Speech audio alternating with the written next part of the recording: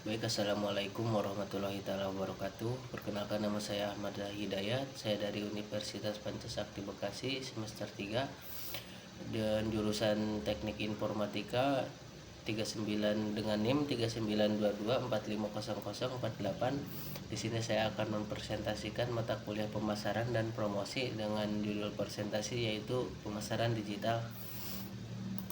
Baik, kita lanjut. Yang pertama ada pendahuluan perkembangan teknologi digital dan ada internet mengubah pemasaran, lalu digital marketing. Kita bahas yaitu yang pertama yaitu perkembangan teknologi digital. Nah, di era sekarang di 2026 ya, mungkin perkembangan teknologi digital sudah tidak aneh lagi. Dari hal kayak toko online dan teknologinya juga semakin tinggi dari kayak HP, kamera dan yang lain-lain. Terus ada internet mengubah pemasaran.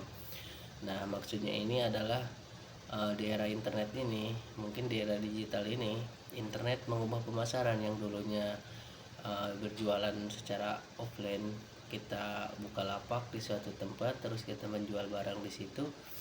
Nah, sekarang internet mengubah pemasaran dengan cara yaitu membuat toko online. Jadi sekarang semisalkan kita tuh punya Facebook, kita memposting sesuatu barang yang mau kita jual dan orang-orang akan membeli dengan internet itu sendiri, asal dengan satu syarat, kita memiliki paketan internet.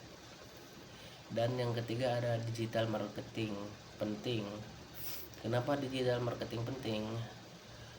Karena bagaimana caranya supaya orang lain itu tertarik kepada produk kita. Contohnya kita membuat suatu review produk dengan sangat bagus, dan bagaimana caranya di dalam video itu kita membuat si calon konsumen kita itu tertarik. Nah, kita lanjut. Ada pengertian pemasaran digital. Yang pertama ada strategi pemasaran digital. Apa itu strategi pemasaran digital? Kita ambil contohnya aja. Kita memasarkan ini mouse.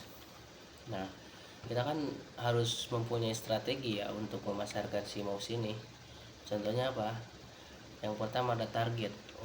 Untuk targetnya otomatis kan ini kepada mahasiswa, orang kantoran, dan orang-orang yang kuliah gitu, yang bisa menggunakan komputer atau laptop. Tidak bisa dijual ke orang yang tidak bisa menggunakan komputer atau laptop. Nah, itu strateginya. Terus ada yang kedua yaitu menggunakan internet.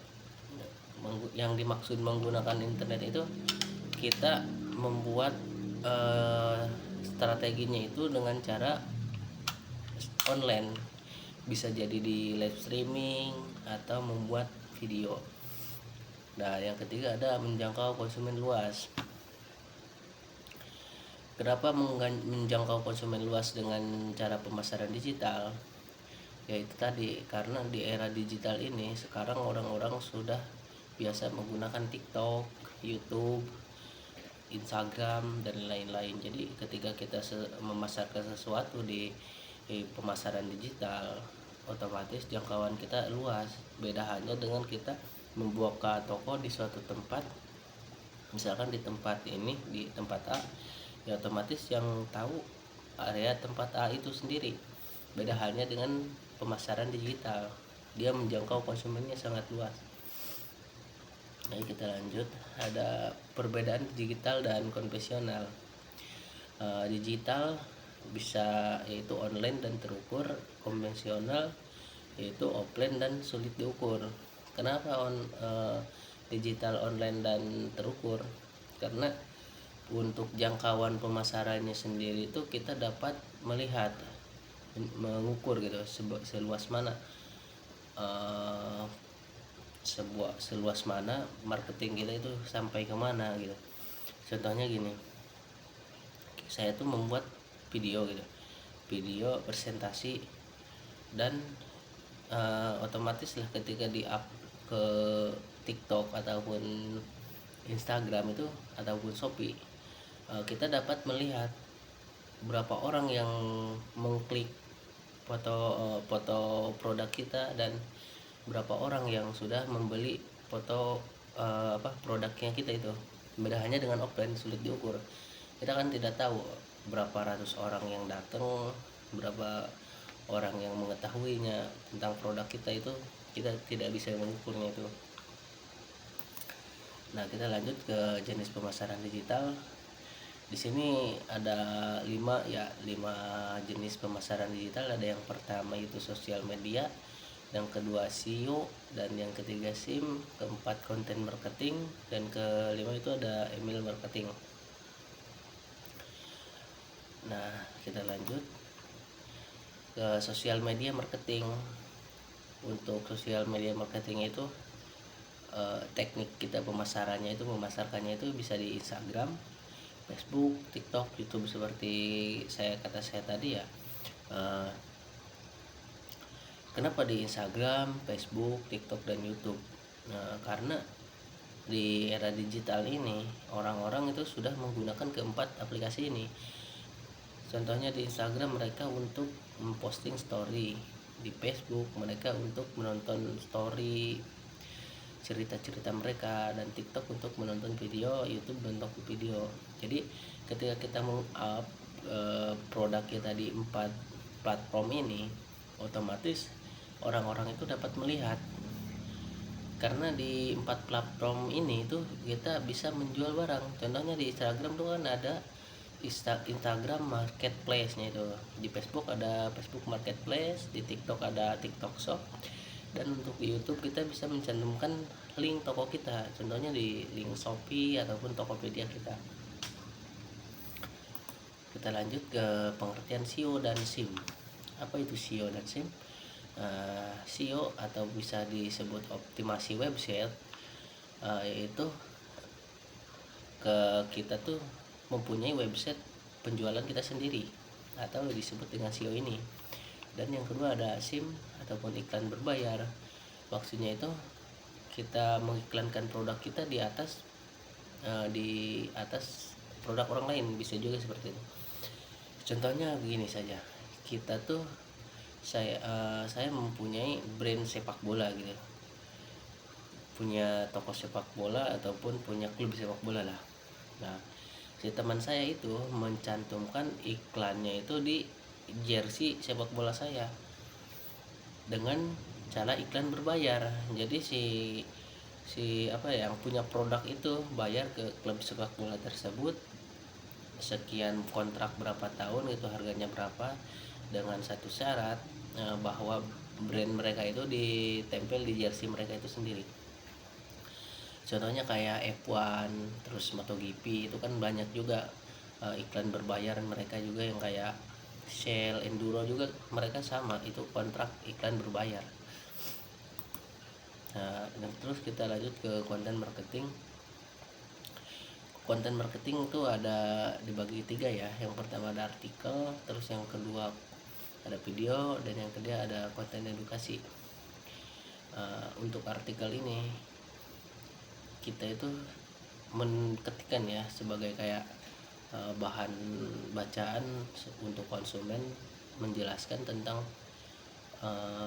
bagaimana sih produk kita ini, terus kayak bumbu, bahan-bahan dan bahan dasar, ketahanan dan kegunaan produk kita itu kita bisa dilihat di artikelnya itu. Nah, untuk video ini biasanya merujuk ke fisiknya si produk itu sendiri. Jadi kan kadang artikel itu hanya menjelaskan tentang produk itu, dan video ini memperlihatkan fisik si produk itu. Makanya penting juga ini video. Dan ada konten edukasi. Nah, kalau untuk konten edukasi ini biasanya untuk pemahaman. Ada artikel, keduanya, video dan artikel ini disatukan menjadi konten edukasi. Jadi untuk memberitahukan kepada konsumen bahwa produk kita ini seperti ini. Dan ada manfaat pemasaran digital. Ada 3 ya. Yang pertama ada biayanya hemat, jangkauannya luas dan terukur. Kita ambil biayanya hemat. Kenapa hemat? Karena untuk pemasaran digital itu menurut saya ya tidak perlu modal yang luas, modal yang banyak. Kenapa modal banyak? Karena beda hanya seperti toko online dan toko offline gini. Kalau toko offline otomatis kita kan biayanya itu yang pertama ada sewa tempat, terus yang kedua kita uh, sewa kayak tempat meja bangku gitu, terus yang ketiga biaya iklan, promosi dan lain-lain. Tapi untuk biaya pemasaran digital ini yang pertama hanya dua kalau menurut saya. Yang pertama itu kita wajib punya platform toko online shop, contohnya kita jualan di Shopee ataupun di TikTok. Yang kedua, kita hanya mempunyai produk yang produk apa yang mau kita jual. Jadi perbedaannya jauh kan. Toko offline kita harus punya modal tempat, modal meja apapun itu, furnitur, dan yang ketiga iklan. Tapi kalau online dia yang pertama kita hanya punya toko online, dan yang kedua kita punya produk apa yang mau kita jual. Jadi biayanya benar-benar hemat, waktunya pun hemat. Untuk online ini kita kan bisa sambil mengerjakan pekerjaan yang lain. Baik, kita lanjut ke contoh penerapannya. UMKM Instagram ya. UMKM sekarang kan udah banyak di Instagram, terus ada toko online dan website. Untuk tantangannya itu mungkin persaingannya ya ketat untuk di era digital ini. Sekarang kan udah banyak toko-toko itu yang menjual di online gitu, jadi persaingannya ketat. Untuk algoritmanya ini kita tidak bisa menentukan seberapa banyak produk target kita, tidak bisa, karena untuk algoritmanya ini tidak bisa ditebak untuk era digital. Dan untuk skill digitalnya kita wajib mumpuni dari kayak artikel, video, dan konten edukasinya tadi.